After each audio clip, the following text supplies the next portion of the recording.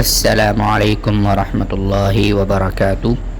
کلام شفا وظائف چینل پر آپ کو خوش آمدید۔ امید ہے آپ ایمان و صحت کی سلامتی کے ساتھ ہوں گے۔ آپ کے سامنے آج کا جو وظیفہ ہے وہ بے حد خاص ہے۔ اس کی وجہ یہ ہے کہ وہ جو وظیفہ ہے آج جو ہم ذکر کریں گے وہ ایک خاص نوعیت کا ہے۔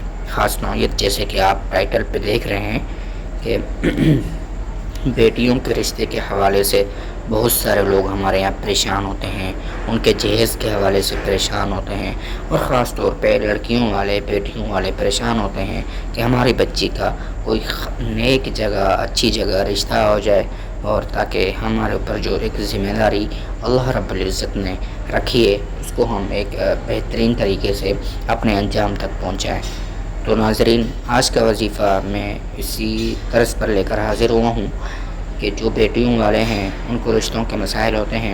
انشاءاللہ العزیز یہ چھوٹا سا وظیفہ ہے۔ اس وظیفے میں آپ کو اختیار ہے، چاہیں تو آپ 100 بار پڑھیں، چاہیں تو 300 دفعہ، اور زیادہ سے زیادہ مقدار اس کی 1000 دفعہ بھی ہے کہ اگر آپ اس 1000 تک پڑھ سکتے ہیں، 1000 پڑھیں، 100 مرتبہ پڑھ سکتے ہیں، 100 دفعہ پڑھیں، یا آپ 300 دفعہ پڑھنے کی گنجائش آپ کو ہے تو آپ 300 دفعہ بھی پڑھ کر اللہ کے حضور دعا کریں۔ انشاءاللہ العزیز کچھ دنوں کے اندر آپ کا یہ کام بآسانی مکمل ہو جائے گا۔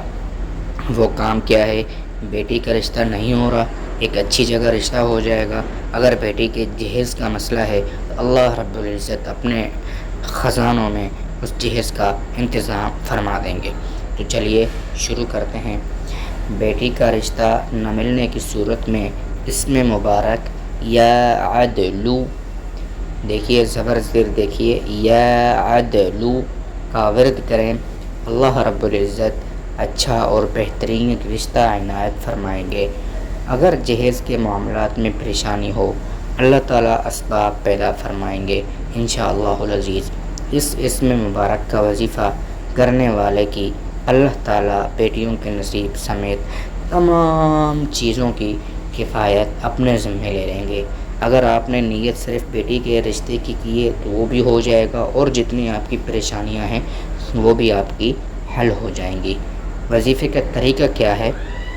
نماز مغرب کے بعد 2 رکعت نماز نفل ادا کریں، یعنی آپ نماز مغرب ادا کریں گے، اس کے بعد آپ نے 2 سنت پڑھنی ہے، اس کے بعد آپ کونے میں بیٹھ جائیں، 2 رکعت نماز نفل کی نیت سے 2 رکعت نماز ادا کریں۔ اس کے بعد اس وظیفے کو یعنی کہ یا عدلو کو وقت کی مناسبت سے، یعنی جتنا آپ کے پاس وقت ہے، 100 مرتبہ پڑھ سکتے ہیں آسانی سے تو 100 مرتبہ پڑھیں، 300 بار پڑھ سکتے ہیں تو 300 بار پڑھیں، اگر 1000 دفعہ پڑھ سکتے ہیں تو بہترین ہوگا کہ آپ 1000 مرتبہ پڑھ کر اس کے بعد اللہ تعالیٰ سے اپنی حاجت پورے ہونے کا سوال کریں۔ انشاءاللہ العزیز یہ بہت ہی بہترین کارآمد وظیفہ ہے کہ آپ کا اچھی جگہ اور بہترین جگہ رشتہ اور جہیز کے معاملات ساری کی ساری چیزیں حل ہو جائیں گی۔